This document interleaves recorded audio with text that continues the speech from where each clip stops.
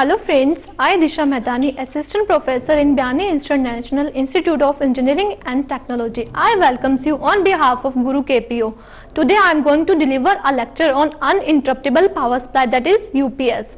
First of all, start from the AC power supply. AC power supply takes the power from the AC mains and it lowers the voltage according to its desired value. Let us start from AC power supply. AC power supply takes the voltage from the AC main supply and lowers its value according to desired value. The AC power supply used where normal AC supply are not available or where it can be used as a standby power supply. These standby power supply are known as uninterruptible power supply, that is UPS. And UPS arrangement requires two power sources and simultaneously. In UPS arrangement we require two power sources and simultaneously charging the storage battery. We have two arrangements for a UPS system. The first one is this. Here we can see the load is supplied from the direct main AC supply. The rectifier keeps charging the battery and the inverter keeps charging the battery and inverter.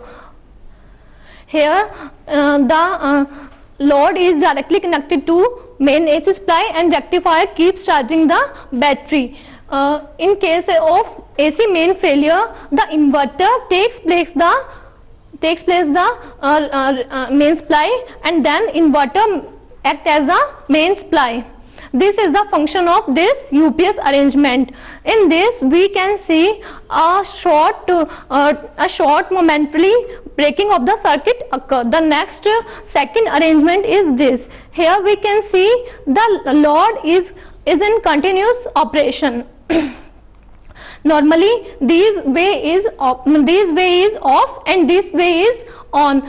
The inverter gives output to the load. The inverters give output to the load. Here the battery used can be of nickel cadmium and lead acid type.